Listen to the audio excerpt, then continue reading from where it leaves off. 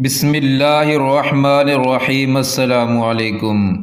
اعتکاف کے فضائل کا مکمل بیان جاننے کے لیے اس ویڈیو کو مکمل دیکھیں اور اس چینل کو سبسکرائب کریں۔ نفس اعتکاف ان فضائل میں سے ہے جو پچھلے انبیاء کرام کے زمانے سے چلی آ رہی ہے۔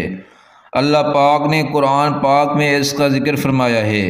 اللہ تعالیٰ نے اپنے خلیل حضرت ابراہیم علیہ السلام، حضرت اسماعیل علیہ السلام کو بیت اللہ کی تعمیر کے بعد طواف کرنے، اعتکاف کرنے اور نماز ادا کرنے والوں کے لیے اسے پاک صاف رکھنے کا حکم دیا۔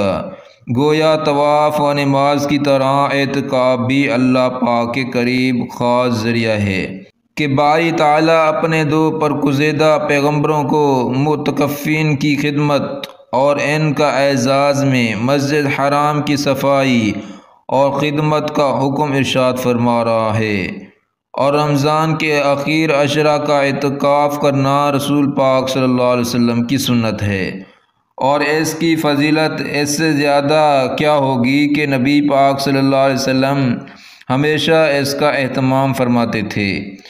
امام زاری رحمۃ اللہ فرماتے ہیں، مجھے ان لوگوں پر تعجب ہے کہ جنہوں نے اعتکاف کی سنت کو چھوڑ رکھا ہے، حالانکہ حضور صلی اللہ علیہ وسلم بعض امور کو انجام دیتے تھے اور ان کو ترک بھی کرتے تھے، اور جب سے ہجرت کر کے مدینہ منورہ تشریف لائے اس وقت سے لے کر وفات تک بلا ناغہ آپ اعتکاف کرتے رہے، کبھی ترک نہیں کیا، اور اگر کسی عذر کی وجہ سے ایک سال کا اعتکاف نہ کر سکے تو آئندہ سال رمضان مبارک میں 20 دن کا اعتکاف فرمایا۔ نیز اعتکاف میں اللہ پاک کے گھر میں قیام کر کے تقرب باری تعالیٰ کا حصول ہے، دنیا سے منہ موڑنا اور رحمت خداوندی کی طرف متوجہ ہونا اور مغفرت باری تعالیٰ کی حرص کرنا ہے۔ اور معتکف کی مثال ایسی بیان فرمائی گئی ہے کہ گویا کوئی شخص کسی کے در پر پڑ جائے، جب تک مقصود حاصل نہیں ہوگا اس وقت تک نہیں لوٹوں گا۔ معتکف اللہ کے در پر آ کر پڑتا ہے کہ جب تک رب کی رضا اور مغفرت کا پروانہ نہیں مل جاتا وہ نہیں جائے گا، اور جب کوئی بندہ رب کریم کے در پر آئے اور رب کریم اسے خالی ہاتھ لوٹا دے تو یہ رب کریم کی شان رحمت سے بعید ہے۔ ایسے میں اللہ کی رضا و مغفرت کی قوی امید بلکہ اس کے فضل سے یقین رکھنا چاہیے۔ اعتکاف کے عظیم فوائد منافع۔ معتکف کو دنیا کی سب سے زیادہ محبوب اور پسندیدہ جگہ پر 10 دن گزارنے کا موقع ملتا ہے، جیسا کہ حدیث میں آتا ہے، شہروں میں سب سے زیادہ محبوب اور پسندیدہ جگہ اللہ کے نزدیک مساجد ہیں۔ مسجد میں آنے والا اللہ کا مہمان ہوتا ہے، لہذا معتکف کے لیے یہ کتنی بڑی خوش نصیبی کی بات ہے کہ وہ 10 دن تک اللہ کا مہمان ہوتا ہے۔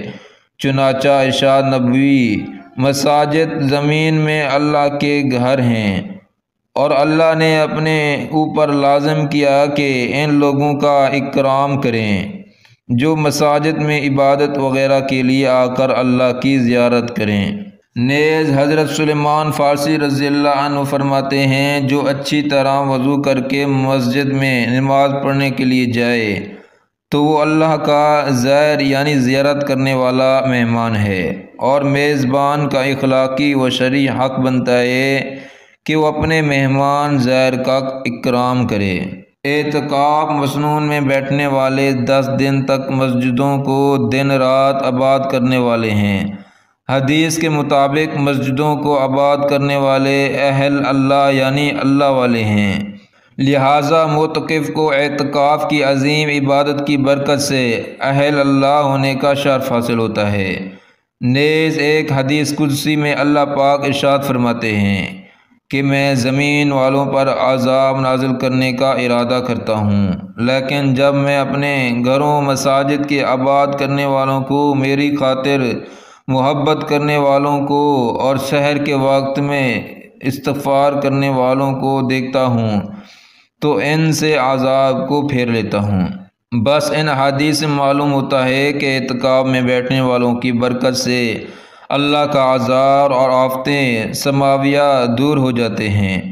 نیز نبی صلی اللہ علیہ وسلم کا ارشاد ہے، بے شک شیطان انسان کا بھیڑیا دشمن ہے۔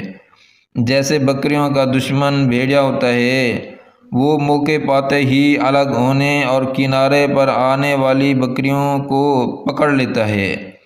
بس تم گھاٹیوں میں الگ ہو جانے سے بچو اور اپنے اوپر جماعت کے ساتھ وابستگی کو اور اکثریت کو اور مسجد کو لازم کر لو۔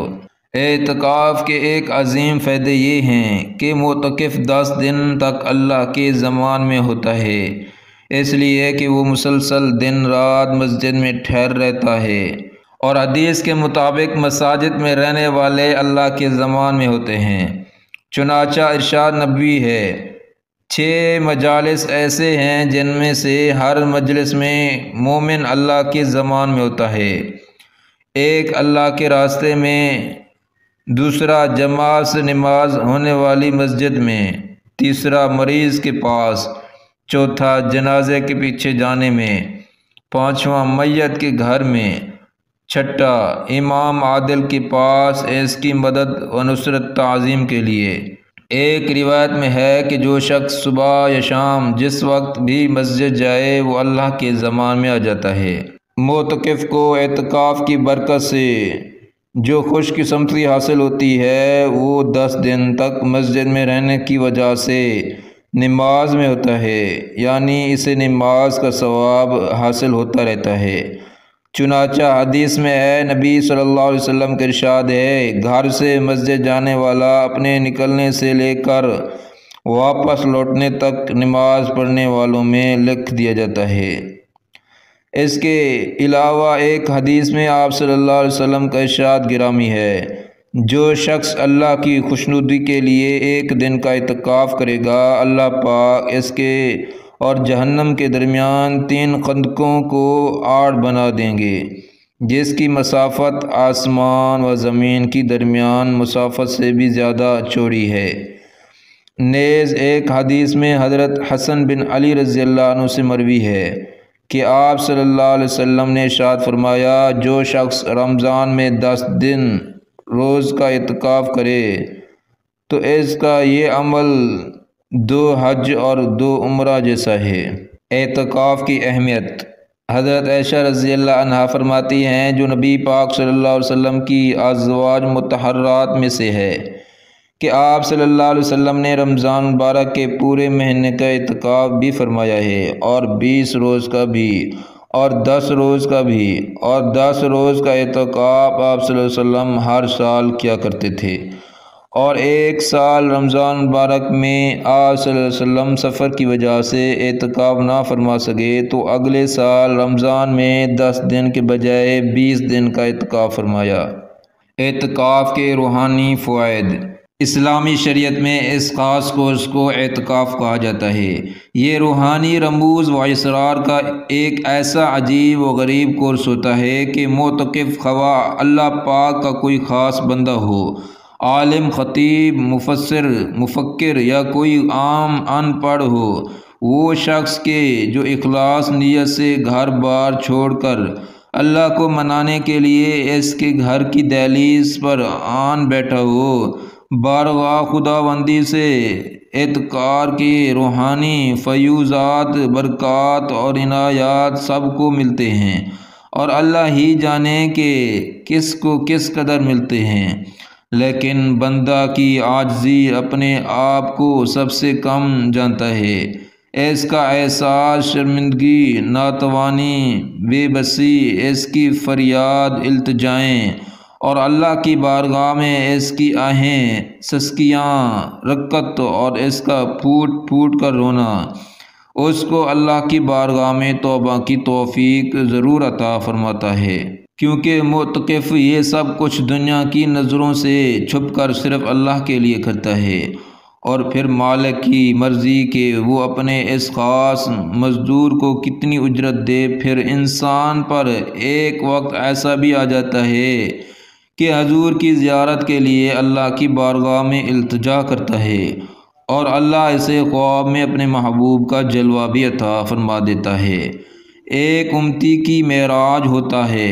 اعتکاف میں اللہ کے بندوں پر محویت کا ایک ایسا عالم طاری ہوتا ہے کہ بظاہر وہ عالم لوگوں کی طرح مسجد میں عبادات وظائف حیات کی تکمیل کرتے نظر آتے ہیں، لیکن حقیقت میں ان کا رابطہ اللہ سے قائم ہوتا ہے۔ اعتکاف کی حقیقت یہ ہے کہ انسان کچھ وقت کے لیے اعتکاف کی نیت سے مسجد میں مقیم ہو جائے۔ اس کے لیے وقت کی کوئی مقدار متعین نہیں ہے۔ جتنا وقت بھی مسجد میں اعتکاف کی نیت سے ٹھہرے گا نفلی اعتکاف ہو جائے گا۔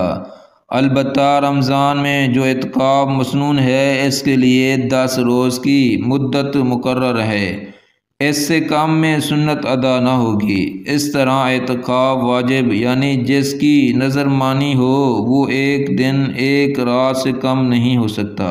معتکف کے لیے مستحب امور: ایک اعتکاف میں بیٹھنے والا یعنی باتوں سے اپنے آپ کو بچائے، قرآن کریم کی تلاوت کثرت سے کرے، نبی کریم صلی اللہ علیہ وسلم کی سیرت طیبہ، حضرات انبیاء کرام کے پاکیزہ حالات اور سلف صالحین کے واقعات و ملفوظات کا مطالعہ کرے۔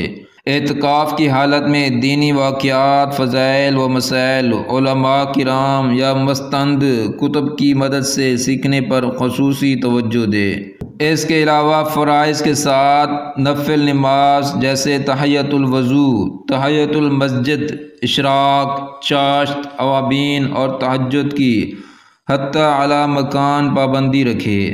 تمام اذکار مسنونہ پابندی سے پڑھے۔ درود شریف، کلمہ طیبہ اور استغفار کی کثرت کرے۔